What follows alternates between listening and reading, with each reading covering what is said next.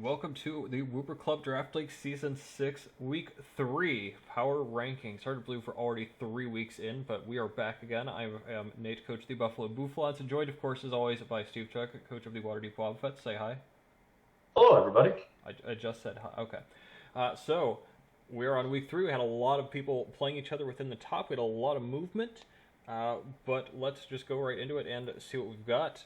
So, Week 3 Power Rankings, again, a little bit of movement, not necessarily up at the top, but the bottom 3 have all kind of shuffled around a little bit. And I'm going to start off with the only battle that included 2 teams on this list, and that is the number 4 Cincinnati Cinderace, who were not previously on this list, who beat up the Close Combat Club, who are 6th. I believe they were 6th last week as well. We kind of leapfrog people around there. So, Close Combat Club, coached by John. He had a team of Amoonguss, Slowbro, Klefki, Keldeo, Golurk, and Charizard. A couple things I thought he did very well. He, as always, just pivots around his regen core so effectively. The Amoonguss, the Slowbro, being able to go between the two so well. They complement each other's typings incredibly well. Adding in the fire type there too for the common fire, water, grass core. Having the Klefki support as well. Having a defog cool. Having the spikes in there to try and slow him down. And just the screen support as well. And that complements his playstyle very well too, because as we noted last week, something he does very effectively is pivot between those two until he finds an opportunity to get in those big hitters. The Golurk got a big kill on the Clefable somewhat early. The Keldeo, although it didn't really do that much in this game, that's such a big hitter for them to try and get in, and that, I think he played his style very effectively. The Banded Golurk in particular, oh my goodness, that does so much damage. It was really cool to see every time he was able to click a move. The big issue is that he was unable to play around one of the Incineroar's mons. Matt brought a team of Orbeetle, Diggersby, Goodra, Gmax, Cinderace, Clefable, and the Cramorant. And surprisingly enough, that Cramorant put in a ton of work. It really played it very well, had amazing prep with it, knowing that the Cramorant and what it can do will match up extremely effectively against his opponent's team. Just being able to spam Surf and Hurricane against pretty much everything, knowing that even though Slowbro isn't weak to any of those moves, its special defense is a little bit lacking, and otherwise that Surf and Speed Stack combined do really well. He also paired it up with the Sticky Webs from his Orbeetle to help set up to be able to beat up the Keldeo and such. It's unfortunate that his Diggersby got crit through screens there, but and the Clefable going down relatively early was big, and yet it got off a huge heal bell before it went down. So I think getting that defensive Clefable was still the play. I was kind of expecting maybe a Calm Mind Clefable from him to help behind the screens, but I figure that it makes enough sense to have that heal bell if John wanted to try to break through those screens. Toxic is an easy way to do so, and Clefable was there and ready to rock with that. So those are just kind of my general thoughts on the match. Of course, the Incineroar came out on top. It was 3-0. Do you have any other thoughts on this matchup before we move on, Steve? Yeah, I did not get a chance to watch the match live with everyone. Had other things going on, but in the background, there were some very exciting moments that Nate did point out, like the Giga Drain crit through screen, Huge. as well as Cramorant's prowess. Yeah, Matt was counting down. He started on the first KO. He put in chat 1. I thought, oh, that's funny. And then by the 5th KO, it wasn't quite as funny. Oh no, this is a menace. Yeah, definitely a fun one to look back on, and we'll see if Cramorant can keep putting up these numbers in the future.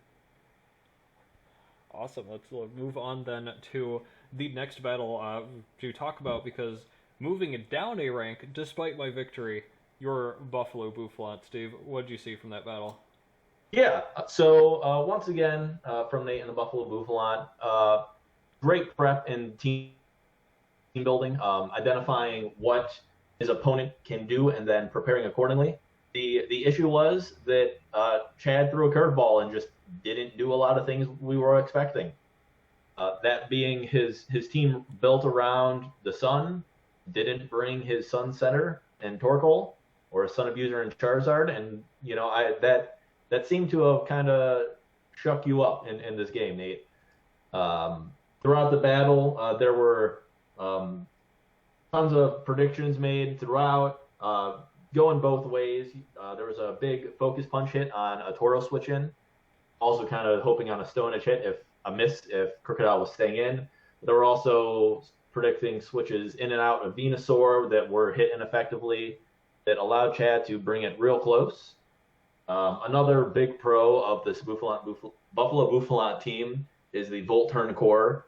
I believe your first, 4 moves or something were all U-turn or Volt Switch. Something like that. And Chad definitely voiced his complaint to that, just asking why everything was all just switching in and out. He was very upset, and it definitely is a pain to deal with when, regardless of what you do, your opponent can switch in their perfect counter to you.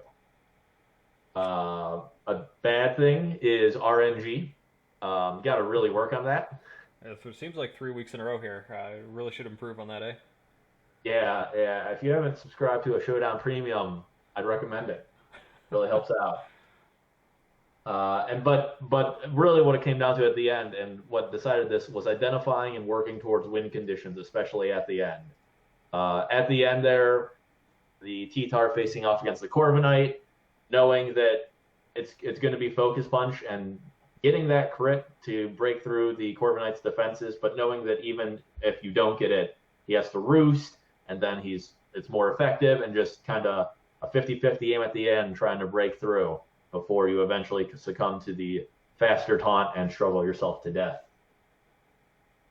Yeah, that's something I definitely needed to improve on from the last game, is identifying win condition, I would say, considering how last week went. We don't have to talk about that one, though.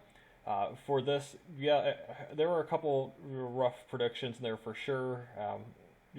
Silvally going down yet again without doing much of anything. The Mantine kind of went down without anything. But pretty pleased overall with all the curveballs that were thrown at me. It was very rough, very different than what I expected it would be like. Shameless plug yet again. Go and check out my channel for a full breakdown on that. Hopefully they'll be up a little quicker this time than normal. So without further ado, let's just move on to our number 3 team, which is going to be the Summit County Psyducks. And Zach, and he took on Haberfish, dropping Haberfish down to 1-2 his Cleveland Castforms. So the Summit County Psyducks brought a team including his G-Max Gengar, the Kyurem, the Vaporeon, the Rotom Heat, the Mandibuzz, and the Rhyperior. And they ended up taking a 5-0 victory, which was very big, very impressive. I think it's only lost so far being to that number 2 team that we'll talk about in just a little bit. So I think a couple things he did very well. His Vaporeon was just so well played. He identified that thing in particular was a counter to multiple team members that the Castforms had brought. It was a wall in the face of Lapras, who couldn't even outdamage it with the Freeze Dries. Had a nice heal bell for the Toxics. It was just able to outstall just about everything on the team. You kind of saw as soon as the Hydreigon went down, the Raichu went down, Vaporeon could just take care of everything. Basically on its own there. I think Rotom and Mandibuzz fulfilled similar roles. He knew very well these particular mons can take care of these particular threats, and executed that game plan very well. Very good coverage moves too, coverage options, knowing that the Hydreigon would be a problem. In comes Gengar with a Dazzling Gleam. Didn't even need to use his G-Max for that. Knowing that maybe he needs to wear something down. Toxic is the option there. And Earth Power from Kyurem to be able to take care of stuff like I think he brought just the right team for the matchup and executed it extremely well. So definitely well done to him. Do you have anything else to say about that matchup? Yeah, I mean, as you mentioned, Zach is doing a real great job with bringing the appropriate mons and just making the right decisions in battle. Just staying in there, doing what he needs to do, and as you mentioned, especially with that Vaporeon and the other defensive mons, just I'm here and you can't do anything about it. Just was working quite fine. Absolutely. So let's move on then to the number 2 team, which is the Kanto Kinglers. I think definitely the biggest pleasant surprise from the season, Michael and his Kinglers. Why don't you take us away on his battle against Joey and the Akron Agrons? Yeah. So for Michael and the Kanto Kinglers game against Joey, he brought his Xatu, Claydol, Zeraora, Espeon, Skarmory, and Terrakion. And ended up winning the battle 2-0 over the Akron Agrons. So what's really been surprising for Michael this season is just kind of the wacky sets he's bringing, and that is working so well for him. Mm-hmm. There were a number of odd picks here that weren't expected, but they just came in clutch at the right times. Some couple that come to mind was Tailwind on Skarmory. Ended using it up, I think, 3 times throughout the battle, and 2 of the times it really didn't do much. But that 3rd time, it allowed Skarmory to outspeed Dugtrio Lola for a KO there, as well as on that same tail end, it allowed Espeon to outspeed Noivern and get off a Dazzling Gleam for that KO. So, wasn't the most effective move the other 2 times it was used, but that one time really makes it worthwhile and made it worth continuing to use it throughout the match to just getting that speed control. Additionally, there was Focus Punch on Zero Aura, which was able to help out as well, kind of another unpredicted move. Quick Attack on the Terrakion. Quick Attack, I guess, is a little bit more common than these other options, but was good enough to, a good surprise factor to pick up a KO against Joey's Galvantula. Otherwise than that, played pretty well. Had some kind of showboating at the end with his Espeon using Copycat. A generally not great move, copying his opponent's Grassy. Oh man, I forget the name of the move even. Grassy Glide, that one. And picking up the KO on the Rillaboom with its own signature move. But yeah, great work from Michael. Do you have anything to add? Yeah, aside from that BM at the end, I think he did a good job too. Like, whenever he did get a surprise move off, he was able to make it count, really. The one that comes to mind is getting the quick attack on the Galvantula, and now he understands the Skarmory is going to stay in for free for most of the game. We all know Joey's documented issues with steel flying types, and getting rid of his electric type ended up being a pretty good move for that, able to outlast even the Lycanroc that was trying to bring it down. So very well done, taking advantage of everything that worked. Whenever something didn't work, hey, move on to the next thing. Don't sleep on that too long. And well executed, 3-0. Very awesome start for him. Not expected, but very excited to see what other crazy stuff he comes up with. So now we're going to move on to for the 3rd week in a row. Our number 1 team is the Waterdeep Wobbuffets. Your own SteveChuck, congratulations again. So Steve had a match against Jared and the Cincinnati Ursaring. The Waterdeep Wobbuffets brought a team of Aegislash, Scyther, Rotom Wash, Venusaur, Lycanroc, and his Gmax Garbodor.